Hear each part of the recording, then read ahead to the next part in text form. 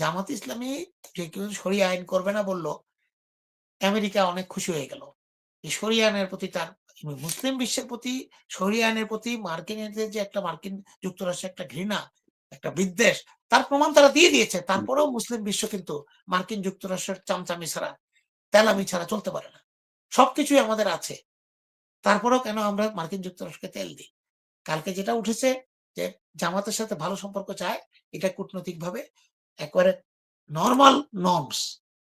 আমেরিকার মতো একটা দেশ এটা নাই দেই, তাহলে এই ৫ই আগস্টের বিপ্লবের কোন দরকার ছিল না। যেটা অভ্যুত্থান বলেন, বিপ্লব বলেন, গণ অভ্যুত্থান বলেন, যেটাই বলেন, আপনার যেটা ইচ্ছা, এটার যার দ্বারা হাসিনা পালিয়ে গেছে এবং বাংলাদেশের আজকে আমরা নতুন একটা নির্বাচনের আশায় ও সময় গুনছি, সেই সবকিছু অর্জন কিন্তু নিমেষে ধূলিসাৎ হয়ে যায়।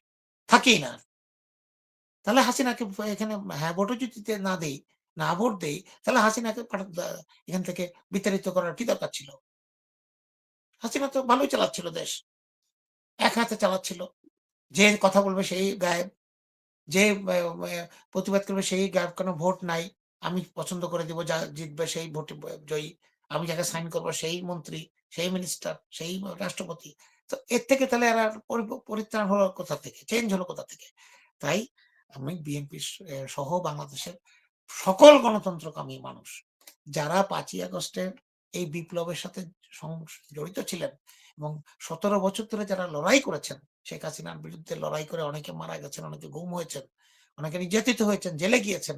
তাদের সম্মানার্থে, তাদের স্মৃতি রক্ষার্থে আমি সবাইকে অনুরোধ করব, সবাই হ্যাঁ ভোট দেবেন। কারণ হ্যাঁ ভোট দেওয়া ছাড়া আমাদের আর কোন উপায় নেই। এই কথাটাই কিন্তু বাস্তব কথা। দিতেই হবে।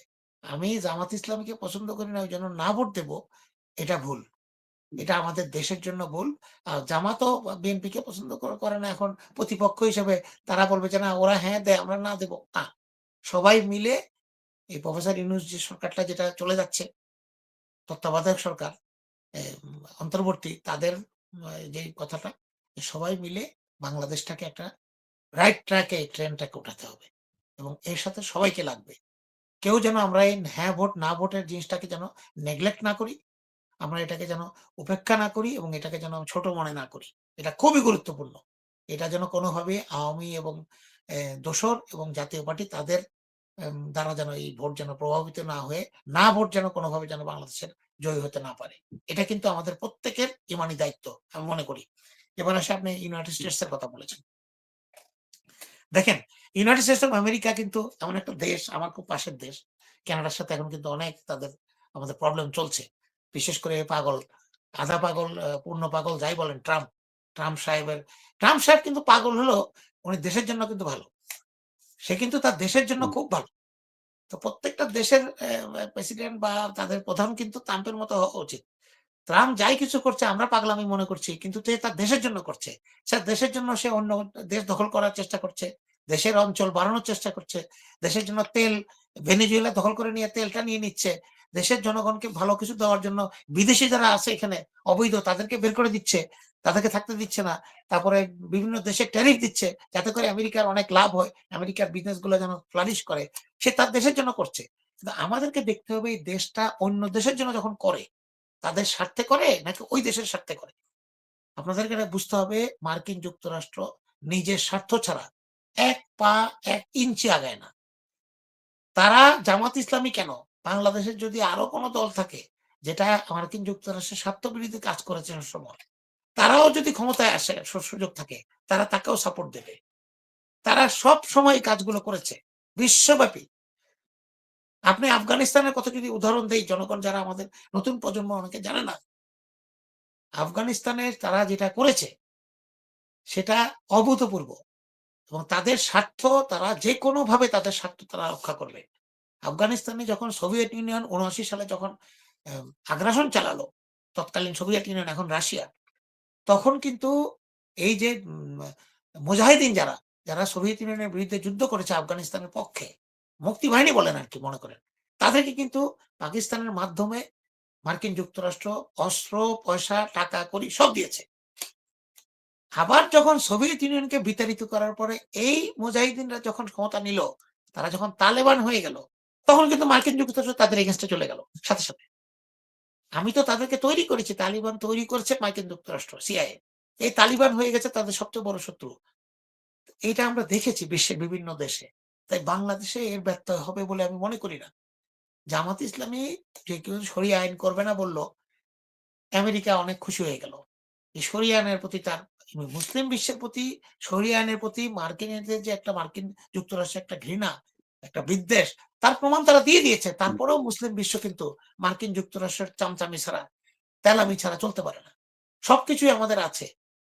তারপরেও কেন আমরা মার্কিন যুক্তরাষ্ট্রকে তেল দিই? কালকে যেটা উঠেছে যে জামাতের সাথে ভালো সম্পর্ক চায়, এটা কূটনৈতিকভাবে একেবারে নরমাল নরমস। আমেরিকার মতো একটা দেশ এটা করবেই।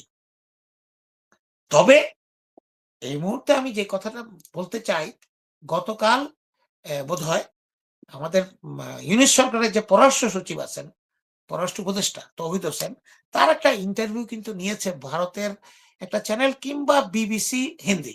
আমি ঠিক সিওর না। বিবিসি হিন্দি। বিবিসি হিন্দি। সেইখানে আমি দেখলাম এটা একটা পার্ট ইন্ডিয়া থেকে দিয়েছে জনৈক, যে তাকে প্রশ্ন করা হচ্ছে জামাত ইসলামী একটা মৌলবাদী দল এবং কট্টর মৌলবাদী দল। সেই দল ক্ষমতায় আসলে মানে আপনাদের কি ইয়ে? আপনারা কি তাকে সমর্থন করবেন কিনা? বা তার ব্যাপারে আপনাদের কি বক্তব্য? উনি যে কথাটা বলেছেন, আমি গত ১.৫ বছর ২ বছরে তাদের উপর অনেক বিরক্ত ছিলাম এবং এখনো বিরক্ত আছি। ইউনূস সরকারের বিভিন্ন কার্যকলাপ ওনারা কথা মুখে বলেন না। ওনারা ভয়ে, ভয়ে থাকেন। এই কথার জন্য আমি তাকে ইউনূস সরকারকে ১০০ তে ১০০ মার্ক দিলাম। উনি বলেছেন যে, "ভারতের মতো দেশে যেই দেশে একটা কট্টর হিন্দু ধর্মবাদী দল ক্ষমতায় থাকে, তাহলে বাংলাদেশে যদি বাংলাদেশের জনগণ কট্টর ইসলামী দলকে ক্ষমতায় আনে, তাতে ভারতের আপত্তি কেন? আপনাদের তাতে প্রবলেম কোথায়? আপনাদের নিজেদের দেশে বিজেপিই তো ক্ষমতায় বিপুল ভোটে এবং বারবার।" এই কথাটা কিন্তু বলার মতো সৎসাহস যে তৌহিদ সাহেব দেখিয়েছে, আমি তাকে ধন্যবাদ জানাই। আমাদের সবার এই ধরনের সৎসাহস থাকা উচিত। দের সহি, দেরি হলেও বলেছেন, এজন্য আমি তাকে ধন্যবাদ দেই। এবং এই কথাটা কিন্তু সবার জন্য প্রযোজ্য। যদি জামাত ইসলামী বাংলাদেশের জনগণের ভোটে জয়ী হয়, যদি হতেও পারে, তাহলে বাংলাদেশের জনগণকে তো মনে করতে হবে যে আমাদের গণতন্ত্রের বিজয়। আর বিএনপিকেও বলি, যদি বিএনপি জয়ী হয়, বিএনপি যদি তারেক রহমান প্রধানমন্ত্রী হয়, তাহলে এই প্রধানমন্ত্রীটা কি বিএনপির প্রধানমন্ত্রী হবে না বাংলাদেশের প্রধানমন্ত্রী হবে? ওনাকে তো এটা বুঝতে হবে যে আমি যদি প্রধানমন্ত্রী হই সবচেয়ে বড় দল হিসাবে এবং আমাদের সবচেয়ে সম্ভাবনা বেশি, মোটা দাগে হিসাবে আমাদের সম্ভাবনা সবচেয়ে বেশি। তাহলে আমাকে তো সমস্ত দেশের প্রধানমন্ত্রী হিসেবে কথা বলতে হবে। আমি যদি এখনই জামাত ইসলামী এবং অন্যান্য দল যেগুলো আমাদের সাথে দীর্ঘদিন আন্দোলন সংগ্রামে ছিল, লড়াইয়ে ছিল, তাদেরকে যদি এভাবে করে আমি অ্যান্টাগনাইজ করি, তাদেরকে যদি এভাবে করে আমি বিরোধিতা করি, তাদেরকে আমি ছোট করি, তাহলে তারা তো আমাকে প্রধানমন্ত্রী হিসেবে মানবে না। আমি প্রধানমন্ত্রী হব দেশের যারা আমাকে ভোট দিয়েছে তাদের। যারা ভোট দেয়নি আমি তো তাদেরও প্রধানমন্ত্রী। এই কথাটা যেন উনি মনে রাখেন। আরেকটা কথা বলি এখানের মধ্যে, ছোট্ট একটা জিনিস।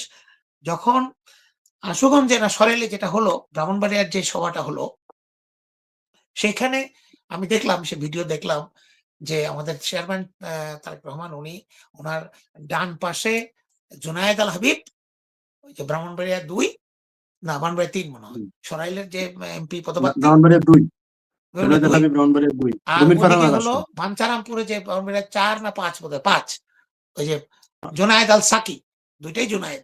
দুজনকে পরিচয় করিয়ে দিলেন এবং উনি বললেন যে এনারা একজনে হলেন খেজুর গাছ, একজন হলো মাথাল।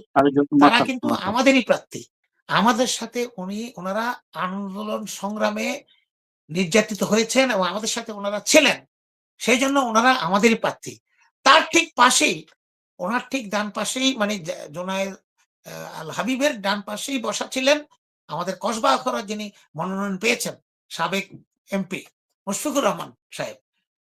বয়োবৃদ্ধ, অনেক বয়োবৃদ্ধ, ৯০ বছর বয়স, উনি মনোনয়ন পেয়েছেন এবং উনি একজন কানাডার নাগরিক। তারপরেও চাপ করে বিভিন্নভাবে পেয়েছেন। উনি তখন কিরকম ফিল করছিলেন? উনি তো কোনো আন্দোলন সংগ্রামে ছিলেন না। আমি গ্যারান্টি দিতে পারি, আজকে এখানে বলে গেলাম। উনি কোনো আন্দোলন সংগ্রামে ছিলেন, উনি কানাডায় আরামে আয়েশে ছিলেন। উনার কাছে অনেক টাকা আছে, উনি দেশ টিভি বিক্রি করে অনেক টাকা পেয়েছেন। ওনাকে ওর মধ্যে শামিল করলেন কিভাবে?